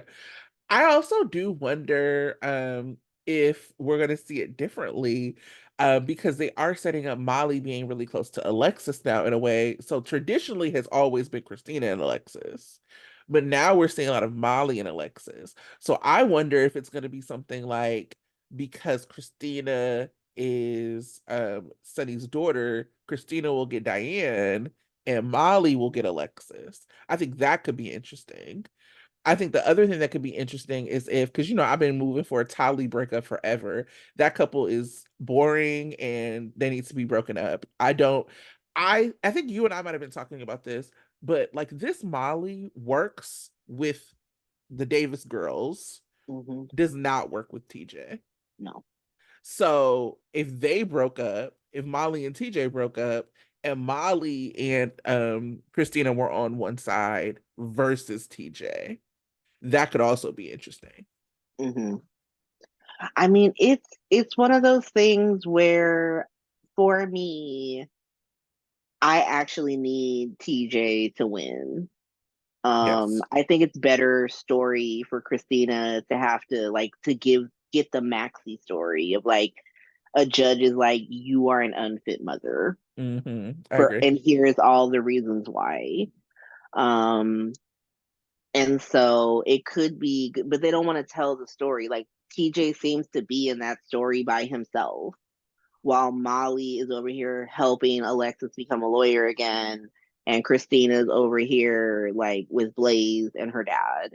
It's just Hmm. the disconnectedness. Like I think the connective tissue that holds the Pikeman story together with like 27 different characters on this show is so missing from Molly and TJ and Christina is because they've been pulled into various parts of the Pikeman story as well. So they're like, Hmm. I guess we're having that's why this like all like even with like Curtis and Drew and stuff like that, that seems so random. They're like, we're gonna talk about wellness and shit. Like Then TJ is gonna make Christina go. And so, Yeah, I it's think I'm sorry, go ahead. oh yeah, it's just so it's very disjointed. And it that means there's not as much investment. Like I think with like the Spixie, Lante, Maxie's having her own baby secret story. That story went through the whole pregnancy. It was Yep. the whole pregnancy, and you watched Maxie start to fall in love with her baby and trying to talk herself into giving it away. And then, Georgie's born, and now we're actually dealing with it. Hmm. But You if they also start s- dealing with it, you oh also no, I'm saw the other side falling in love with the idea of a baby. Like we saw Lante prepare for this baby, right? mm, Like ugh, I can't even believe I said latte. Stay sleep, Lulu. um, I'm not into that. But it's the same thing. Like if I think back to like a story like Baby Lila and Sam, we watched her go through that whole pregnancy. We watched them prepare for that baby. Why have we not seen Molly and TJ baby proofing their home, putting up a crib, accepting gift? Like, you know what I'm saying? Like Molly's a planner. She's like very like I want to see Molly with a checklist at the house. Like, okay, we need this, this, and that to really show that there's some investment because right now on screen, we've really when we see Molly, she's talking about Alexis's law license. She's not talking about being a mom. no. So Talk she went about from Alexis is drinking more than being a mom. exactly. So I just feel like this is another example of they're gonna have to be heavy-handed towards the end, where if they would have just told a story along the way, we wouldn't have had to see that. You know. So anyway, a couple updates. So we got Willow is going to be a lady who lunches. No more nurse for her, I guess. Chillin' wedding plans and also honeymoon plans. Sodi is playing with horses and Purtis is reconnecting. So let's go one by one. Willow and Michael. Willow decides or is really thinking about the fact that being a nurse means she can't see her kids that much. And Michael was like, "Come do these charities, girl. You just like my great grandma Lila." She's in her rich era, Yeah. right? Married rich era, and she's just gonna. The only thing that makes me nervous about Willow being de-nursed is that it signals to me. I could be wrong. It signals to me the like descaling of the hospital that like we're not gonna be at the hospital unless we absolutely have to be. Mm. And we're gonna be utilizing other sets, namely it seems the Metro Court, because it's so many people. Like it's starting to become the center of the show. You have like, Drew's offices, Nina's offices, the invaders there. Obviously, like, Is the invaders in the Metro Court? mhm, Oh, I don't think I yeah, realized that. everything's at the Metro Court. And so you have like a lot of the characters being there. And then if they get Carly back in the restaurant, I guess, as the host, by what's her face, everybody would just be centralized there. But I mean, it made sense to me. Like I wasn't offended. I never really liked her as a nurse to begin with. It just seemed like they didn't want to utilize that teacher, that classroom set. And then they didn't want her to you just have her have a job that we don't see. We don't need to see people's jobs all the time. But Yeah. sure, if she wants to be in her married rich era, I'm fine with it. It just seems like they're settling Millo. Like they're gonna give them the Edward Lila mantle. And so I'm like, what? Does he just start cheating on her a bunch? She just show up with a secret family? Like Eh, what's what's going on with Millo? Yeah, I mean the Edward and Lila archetype is very, very specific. It's like ruthless rich man with like an angelic woman with edge, right? Like she's lovely and everybody loves her. But she has a sharp tongue sometimes. Like that's like the very and we've seen that across other soaps. We've seen that on Days, we've seen that in other soaps where this has been the archetype of like a couple. Um, Michael is not ruthless enough to make that work. So not only would he have, they have always written Michael as like this balanced, like level-headed, whatever character. So he's like they could be trying to lilify Willow all they want. I don't think that they are bold enough to Edward Michael.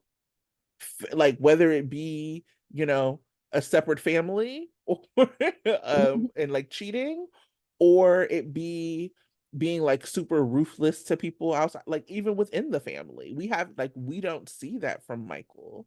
So I don't know. This feels, I guess they were trying to do it with Ned and Olivia and it didn't work. Ned's the But same way. He made more sense as Eddie Mays than he did as Ned Quartermain, to be honest. And then yeah, like he's just not ever gonna go on contract at GH because like he just plays two really important characters on two different soaps. right. And so he's just not gonna commit to it, which I respect. He's like, I have the perfect amount of work between these two soaps, playing Justin Kiriakis and playing Ned Quartermain. So Hmm. I think Olivia, they're just trying to, it's a big reset. I think, and I think Liz gets a lot of the blame when I don't think that she should. These are joint decisions between two head writers. But I Oh think yeah, that yeah, yeah. she gets a lot of the blame for any like issues that are seen on the show because she's been here longer and they're clearly doing a reset that like they're admitting, and I don't think there's anything wrong with a reset. I think that like it's very smart to acknowledge that like a lot of the sort of shakeups that Chris and Dan did not work out for different reasons, and trying to reset things back, put people back to where they were prior to Chris and Dan, trying to like put friendships and relationships, whether they be good or bad, back where they were prior to Chris and Dan. I think that they're a little too heavy handed with it in the long run. Like Olivia's theme with Carly, which is like bitching about Nina. It's like, but you've been fighting Carly this entire time for every little thing for 2 years. From Ned getting hit in the pool, whether or not he turned them in, you thinking Jason shot Dante, like Right. you just taking Nina's side, planning the Sona wedding, like just to have her come in and be like, Nina's a bitch. Is she? That's thought y'all Because was getting cool. yeah, I thought you guys were friends, but they want to reset that back. The Sunny Anna of it all. I'm like, okay, I get that you want Anna to be police commissioner and you want her to feel this way. She doesn't feel like she didn't build her relationship with Sunny based off of Robin. She built her relationship with Sunny based off of Duke.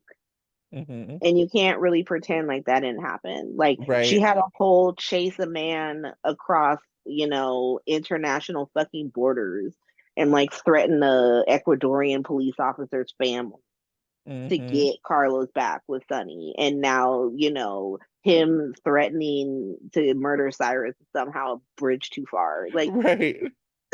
it's very just they're resetting characters too much in a certain respect, and then like they're doing it very heavy handedly in other respects, and then it's just it's a lot. Hmm. It's a Yeah. lot. The other couple we talked about was Chalin. So with their wedding planning, she's finally got her dress together, and apparently Chase sold his truck so that he could take her on a honeymoon. Um, I like Shalyn. I think that they're very cute. I think Amanda and Josh are very cute together. I don't care about the story. I want them to find something better for them than like one of us is broken, one of us is not. Um, Normalize men being okay with women who have more money. yeah, Normalize men being okay just joining the Quartermain family and being in this family and being like a random outsider and not being like he should be as comfortable. The most uncomfortable part about him joining that family would have having to see Willow so often.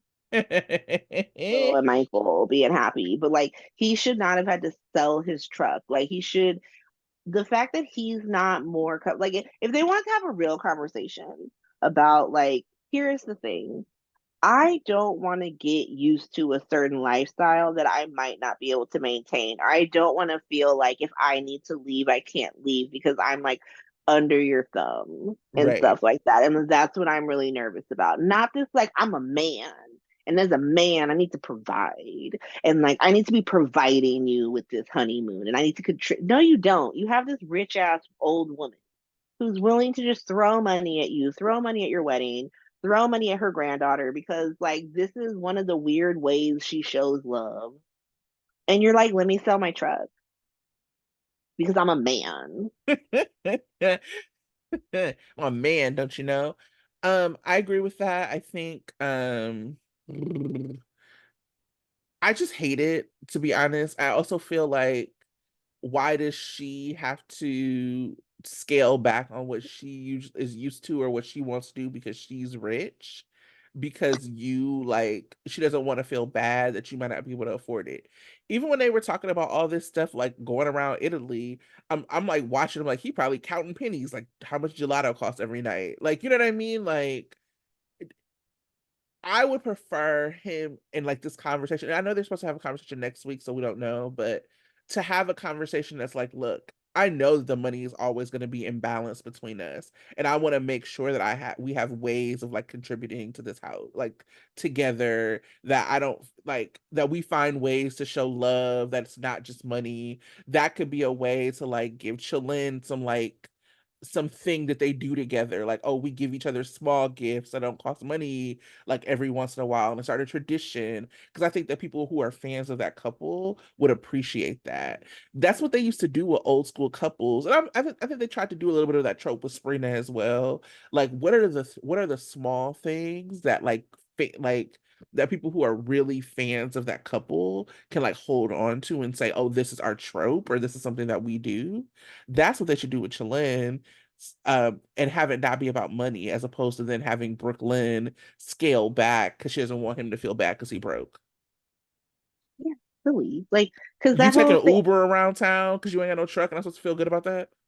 that part, because like I really thought the scenes between Tracy and Brooklyn, and that's why it's always hard to sort of criticize the writing because the acting is so good.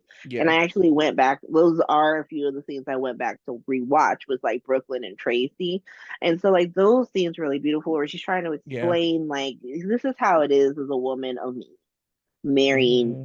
economically down, essentially. Like, Right. he's up in every fucking way except for his bank account. And so, like, that's a real thing. And, like, I think that is a beautiful conversation. It's a real conversation to have. It's just like the idea that he had to sell his truck in the first place because he had to pay for. Why isn't Gregory paying for the fucking honeymoon?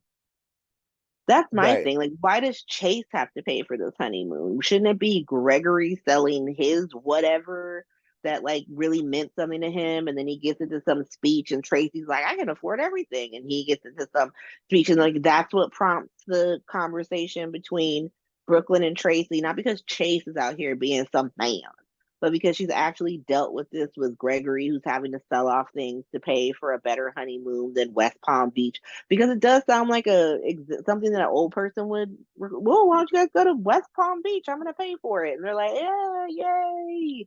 And everybody's like, and then he thinks about it, and he decides to do this Florence trip, which is still kind of like really aggressively high class and cultured for Brooklyn and Chase, to be honest. But like, I'm sure Why they you have gotta do fun. them like this? Whatever. I just think Paris is more there, but I know Paris is spraying a spot, so they can have Florida. They can have Florence. But like have him be this old school person, and then Hmm. like Shaylin get to have a conversation, and Chase is like, look, is it a little weird that you just have an ungodly amount of money and can just pack up and leave me anytime you fucking want? Yeah, but I don't want your money. I want you, and like I know that you're not with me for money, and they can have a beautiful scene. It's just this idea that Chase is like he's been imbued with these fucking, archaic ideas about men, providing and stuff, especially because I work so hard in my real life job to break young men of this idea. Like I explained to them, like one of the best arguments that feminism has ever had is that misogyny is bad for men. That like you have all this undue pressure on yourself, like you are expected to like provide a 2-story, 5-bedroom home, 2 cars, like 2.5 kids, vacations every year, presents, Christmas, birthdays, all this. You're supposed to do this no matter how much fucking money you make. Hmm. It's a lot. It's a lot of pressure. And like that's why the language around relationships has changed from these very gendered, conformist like things, wife, husband, girlfriend, boyfriend, to partners. We're in it together. Nobody has a higher rank than anyone else. Nobody's like telling anyone else what to do. Like we help each other in different ways. Like Hmm. it's great that like if something happens to Chase, like Brooklyn has the money to pay for anything and all that stuff. But like what he gives her is something more important than money. It's like Right. stability. It's like a safe harbor to be at. It's someone who loves you and respects you despite your all your money and stuff like that. And like they never acknowledge it. They're just like, ooh, isn't this you're gonna give that 1990s Sam story where like she doesn't want to have to depend on Jason. Like she wants Jason. I don't want to see it. Selling his truck. We just sell his truck because trucks are awful and terrible for the environment. Though I am a little bit of the problem because anytime a man argues with me, I tell him to go build a house or something. So it's me. I'm the problem. It's me. And we Um, love a big truck. Like anytime we get together, the car rental is always like the most massive. They see me rolling. y'all don't know that Tara was with me. Like very quick story time for my birthday last year. We went to go see Crew. We went to go see Carly and Drew live. Mhm. Um, and so I was like, I want to rent the biggest, most ignorant truck I could find. And they first gave me a Yukon.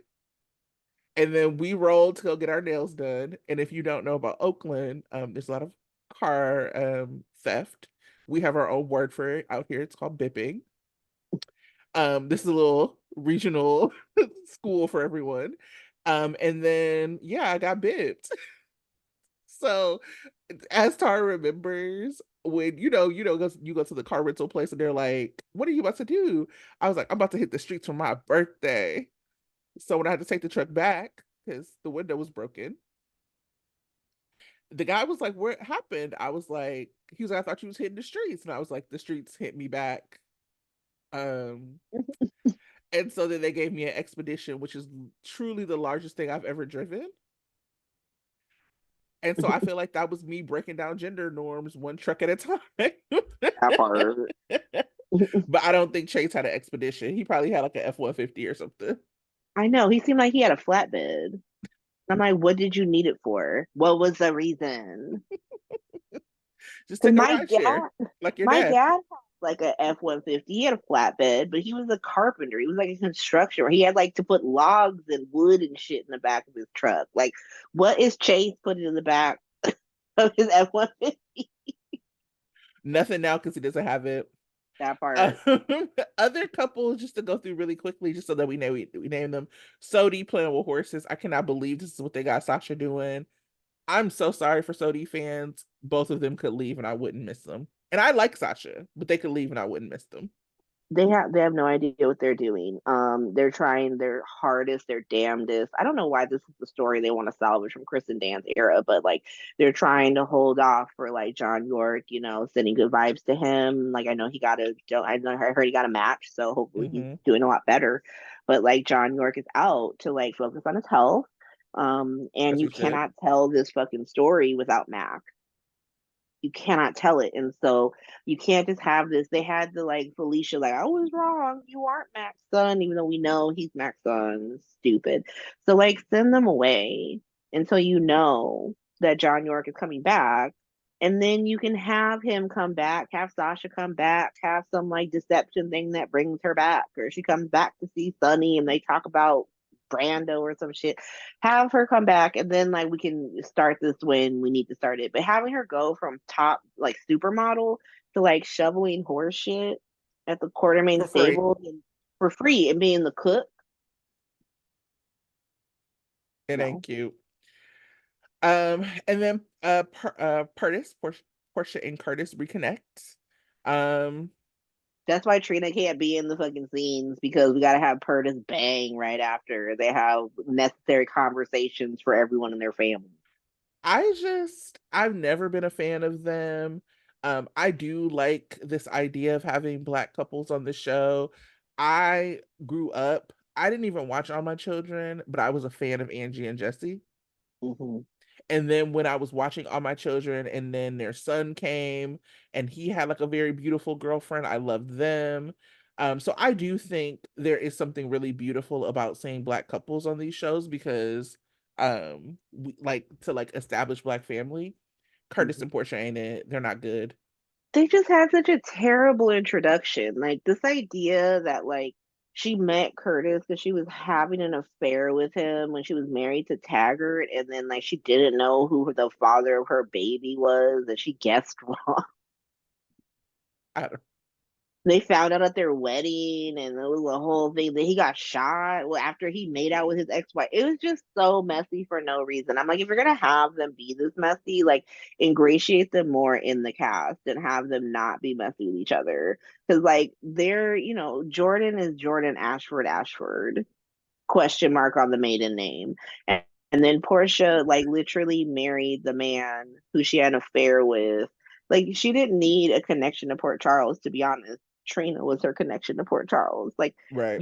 they could have just been from out of town and they moved here when Trina was like 13 or 14, and then she meets Curtis, she falls in love with him. She didn't need to have this weird connection with him, or she'd give him or give her a different connection. Like there was plenty of other black people you've disappeared that you could give her a connection to. It's just very, very weird, and they keep trying to make it work. And it's not even like a situation where the actors are bad. I mean, I think No, Brooke is slightly better than Donnell, but Donnell is better when he's with other actors. Like what I about like Nina? yeah, he's better with like in scenes where he's actually doing stuff and like this is a terrible word to use, but supporting other people like when they're having their moment and he's like, I'm here for you. Like when they try to give him the story because the stories are so heavy handed. It's like he's getting shot, he's finding out he has a daughter, he has all this stuff. Yeah. I I don't mean, some of the action stuff is good. I really like it when they pair him with Jeannie Francis. hmm Like they're a really good duo together. I think that for me, I don't really need a lot of emotional heavy stuff from him. I think he's way yeah. better when it's like the action heavy stuff. So if you have something for him that's like centered on him, that's action heavy, and then you get people who are other like good scene partners for him to come along, like Jeannie, as like Laura, like Sam, he's a really good scene partner with Sam. Give Nina something to do and have Nina helping him like uncover some kind of secret. Like those things are interesting, but like the really heavy emotional stuff doesn't connect for me with Curtis. Having him at the champagne room has grown on me because Curtis is a pretty neutral character in Port Charles. He has like either good or neutral relationships with pretty much everybody on the cast. So having a space where people who didn't actually like each other could meet was actually a good thing because that's the issue with the Metro Court. The Mellow scene is the main issue with the Metro Court, even when Carly owned it. There was always a moment where you didn't understand why certain people were even there. Like every time you see Diane meet a client there, you're like, why do you give Nina your money? Like I don't understand why you're doing that. Like Michael was like, you wanted to come here for this souffle. You could pay a private chef to come to the Quartermain mansion and make you a goddamn chocolate souffle. You actually didn't have to go out to dinner, especially not here. Yeah. It's just very silly. And that was the thing with the Metro Court, like they always like had people who hate Carly showing up to her hotel. And I'm like, this is the only hotel in town?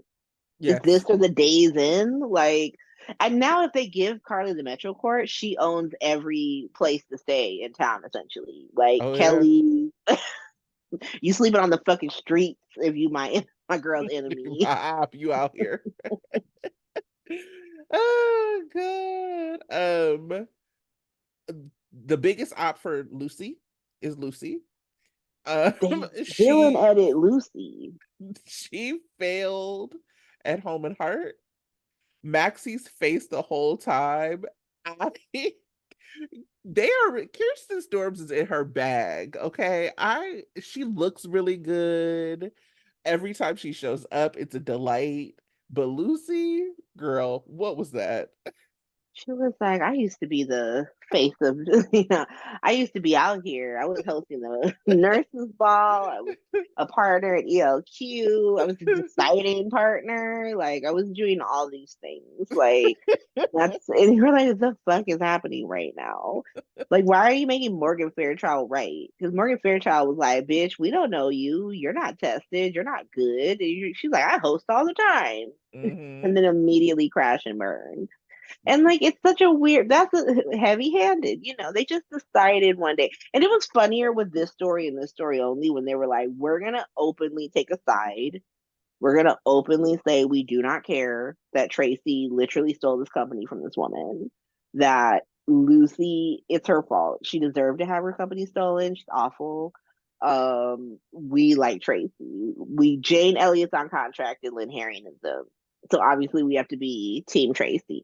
And I'm like, Hmm. that's funny, but like them doing it across the board is actually insane. Hmm. And then they're even having like what is Maxie to do? Because I think that's like I think a question you've been asking. I think Susie's been asking it. This idea like why is Maxie taking Brooklyn and Tracy's side? Like they did this to her too, Right. right? And They didn't. also, you see these really beautiful scenes between Brooklyn and Tracy, and you're like, and so you're just gonna, and I'm supposed to expect Brooklyn to like deceive Tracy for Maxie? That part. And so it Okay. seems like it just seems like they working really hard to make Maxie make sense. Like they've decided to do this plan where Brooklyn supposedly will give deception to Maxie, and so they're working overtime to make Lucy awful to make it make sense why Maxie would team up with the bitches who ruined her life. Right. Right. And so that's where we're at. It's weird. And unfortunately, they have some of the best actresses in that storyline, so they're pulling it off. Mm-hmm.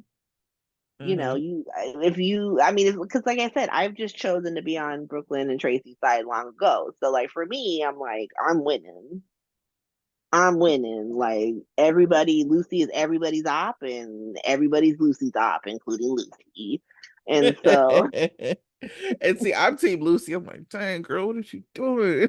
Tuck it in. Tuck in that crazy. But you know what? I think that that's the other piece that like frustrates me a little bit when I see a little bit, not all, because Lord knows I don't get into anybody's conversation online, but like this idea that like everything is so unfair to Nina. Because I'm like, actually, have you seen what they're doing to Lucy? yeah, And if they you've watched long enough, have you seen what they've done to Ava? You telling me nothing that they've done to Nina is worse than they did Denise DiMuccia? Like, absolutely nothing. One of the most ridiculous things I've ever seen. And then Morgan started sleeping with her. Like, it was just. the worst thing that's ever happened. I mean, this is my opinion, obviously, but for me, the worst thing that ever happened to Nina, where I had to be like, "Damn, when we doing this," was when they had her mom and Rick gaslighting her while Oh, yeah, banging. that's I was like, right. "This is crazy." And here's the thing: Donna Mills still got it. She still got body yada yada. So like, it really did make sense that Rick Hurst was like, "I'm gonna fuck this woman in her 70s." That's what's hot. That's me right there. I wasn't even like, Rick, what the fuck are we doing? Because they did, and this isn't to say anything against Constance counselor, because like they did try to pull up the ick factor anytime Helena was trying to bang someone on the cast. They were like, oh no, Jax might have to bang Helena. That's so gross. But like with Madeline, you were like, all right, I get it. I get it. Giving Knots Landing, and I get it. And so that was just so embarrassing for Michelle Stafford to just get like mollywopped in the soap heroine department by a little G legend Donna Mills. Everybody That's got it. right. That's yes, yes. So I think that there is like because it's like up against the Carly of it all. I don't know, people might feel that way, but I just feel like I'm not saying that if Nina was my fave, I mean, she could never be, but if she was my fave, like I could understand like the frustration, but like putting it into context of how some of these characters have been done, I'm sorry, like there's been much worse than what has happened to Nina. Because also they create situations where people who shouldn't be on her side are on her side. No reason Christina should be on her side. Not even about Carly and Drew, but like the remembering what Nina has done to Sam. I mean, she don't give a fuck about Sam. Right, but like, you know, then you got Curtis, you come in here wilding against his other bestie, and he's just like, love you, girl. Like they write people to still have like sympathy for Nina. Of course, with Jason, Steve Burton can't even hide how he feels about Nina. Because if you listen to his podcast, anytime anybody's on his podcast and talks about Nina, he's like, what is this? So anyway, all that to say, we'll see what happens with her. Um, I feel like they might be leading her towards a breakdown. Maybe. They're definitely de-jobbing her. They're putting her back to one fucking job, which is hilarious because she gave the publisher job to that weirdo gossip columnist who also had no qualifications. I'm like, And just to Valentine's make sure okay with you're. that? Like, That's what I'm saying. Where is he at? And then well, she's selling the Metro Court all of a sudden out of no after 2 years. She's just like, you know what? I hate it here. I hate this hotel. I hate everybody. I hate hospitality because obviously I'm the worst. So why would I be good at it? Um, Let me sell it for 9%. And then Diane's like, cool, 9%. She's like, I don't even know if I want to. Let me think about it. And I so there's I just hate the idea of Jason buying this thing for Carly. It's not as if she doesn't know a whole bunch of other rich people. This idea that it has to be Jason and Carly, I don't care. Just say I no, wanted her to Carly. scheme to get it. That's how she got it the first time. Me Her and Luke. too. I wanted her to scheme to get it too. Then I wanted her to just be like, Uncle Luke will be proud. Yeah, That's how we for get real. things. We Yeah, scheme around channel. here. I'm a Luke just Spencer. appears. Yeah, Luke Spencer just appears. The force goes like scheme for your life. This is how we get Tony Jerry Yes, back. Force Ghost. Right? Well, the last thing I wanted to talk about was Anna and Valentine. Um, Valentine, I loved the whole scene because it was clear Anna was looking at him like, who are you talking to? And he was like so nervous. Valentine was like, I was really unpopular in high school and y'all were very popular. And he still Yeah. felt away.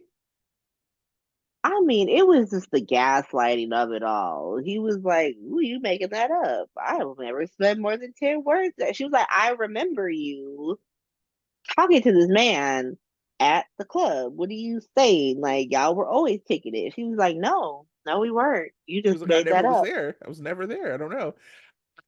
The reason I appreciated this because he was doing that and he knew and she knew that she was not buying that. And for me, that's like very classic them. She's just looking at him like, you gonna keep saying this? Anna Hmm. Devane, you gonna keep lying? And Valentine's like, yes, I'm gonna keep lying. I mean, it's. I think we need more. Like, we need to actually have Pikeman in the story because currently they're writing a Sunny breakdown story, Right. and so more of like Anna Devane and the PCPD. I did see the photos of like Dex and like the saddest police training photo I've ever seen. He's like holding a fake gun. He was like, "Stop! I Put have that a man gun." on desk duty. He wasn't wearing. Someone made fun of him not wearing socks. I thought he was wearing the ankle socks. But then, like, if he just showed up to the police training in the parking lot with no socks on, somehow that's hilarious to me. And so I feel like it's very weird because I know, like, 2, 3 weeks ago, like definitely me and like Susie, we were complaining about Cop Hospital. Like, oh my Hmm. God, it's like Snitch Hospital. And now the cops have just disappeared. They just disappeared. We're back to Mob Hospital. Except it's going legit hospital because Jason's going legit. And Because like, Jason's just a coffee importer now. you're like, what's happening here? What's going on? And so yeah, I think we need more pikemen. That's the Australian man who's in jail now who plays pikemen. Shout out to I don't Brennan. Or no, wait, it's yeah. Jack. Jack. He's still on his under the year limit, so he's pikeman. Gotcha. And then Fair. Jagger is blonde Jagger is still blonde Jagger. Surfer Jagger. Mhm. But like we need more pikemen, we need more Valentine. Like just lock JPS in the studio and make him film like 3 months worth of scenes with whoever he needs to film them with, and then Right. send him on his way and let him go work his very busy career. Like we need to be doing stuff with him. We need Right. more Anna. We need Dex snitching, I guess. We need to know what Jason's doing. Somehow we need less Carson. We need less Carson. Like we know what their role in this shit is, and it's not important whatsoever. It's to apologize. Well, Sonny is gonna be to apologize to Jason, and Carly to be like, "I always knew, Jason. I knew you were doing it for us." We need the. We actually do need to get back to Cop Hospital now because, like, I feel like you heard my complaints. There's too much Snitch Hospital, but now it's not enough Snitch Hospital. Like, what's going on? So not enough snitcher happening. Yeah, just snitch to me at least, and not have Jason be an FBI informant. So upsetting. Well, I feel like we've talked about every story. We've done all the things. I don't have any more hot takes because I'm cold. I'm No, cold. I have cold takes. Anything for you that we didn't talk about? no, I don't think so. I mean, I think it was just the how crazy it is for grown Ava to just be taking random pills. She didn't even Google what it was. She didn't take no picture, no pill finder. Just Mm-mm. Just it was, Google. but it was like they were like, "Hey, they thought that maybe Ava was playing with." Okay, so now we got to let them know. Okay, so what do we do? Maura, could you come in here and shoot this real quick? They gave Sonny like a whole home set. He had They like sure a did. bedroom, and they're gonna use that bedroom. Oh They will be God. using that bedroom. That's the save a bedroom now. Or it might be. Here's my speculation. I'll speculate before we go to what's happening next week. Is it the save a bedroom, or is it the random Sunny Maria Santos bedroom, Or both. or both? Because we know Because how funny get out. I can see them putting him with Maria Santos. He helps her learn how to accept the LGBT community or some shit. Um, and Whatever. it's you know Sunny, the true activist of Port Charles. Ugh. I can't even talk about it. Next week, Monday, Carly updates Jason. Tracy receives welcome news. Sunny meets with Drew. I don't want you here. I don't want you or your brother here. And then Drew's like, banged your wife. Um, Jagger shares his suspicions with Anna. Ava continues to snow Nina. Ah, Is that what she's been? Are we acknowledging that that's what she's doing? Because that's the first acknowledgement we've made that she's mhm, doing that. right. Excellent friend, the friend that Nina deserves. Continue. Tuesday, Laura and Anna come to a mutual realization. Trina questions Jocelyn and Dex about their relationship. I actually do really like Tabiana's scenes with both Eden, and I think that her and Dex are really funny together. So I'm interested to see what that looks like. But let Trina do something else besides this. Anyway, Alexis and Finn support each other. Brooklyn and Chase have an honest discussion about money. Elizabeth opens up to Gregory. Wednesday, Carly and Jagger get closer. Cyrus goes on the record to Anna. What's up with Cyrus's radio show? We only had that one. We're missing out. Lois asks Sunny if he will attend the wedding. Sonny get arrested at Brooklyn and Chase's wedding. Now that Cyrus is going on the Yes, Carly got arrested at the Milo wedding. So I mean Carson, they're just meant to be. They're soulmates. Constantly stay getting arrested at at people's weddings. weddings. Dex takes another step towards his career. What? Ava keeps something from Sonny. Thursday, Sonny learns that Dex is becoming a cop. Meat hook. Get the meat hook, Sonny. Jason gives Carly a gift. Nina spars with Drew. Lois and Brooklyn have a heartfelt talk. Jocelyn has a plea for Anna. My man, my Friday, man, my man. my Keep man, my my man, man. my man. Friday, Sonny and Carly have it out. Nina makes a discovery. Sam tells Jason to stay away from Danny. Drew and Willow reconnect. That's weird. Um, Maybe he's helping Nina. Maybe he actually. Cause I swear, I feel like they should. These scenes should be in a different order between Nina and Drew. But like, maybe he is like, you should talk to your mom. anyway, and Lois impresses Maxie with her deception knowledge.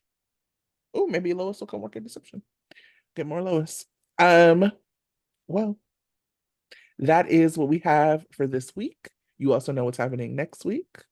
Tara, thank you for coming through, blessing us. No Um, problem.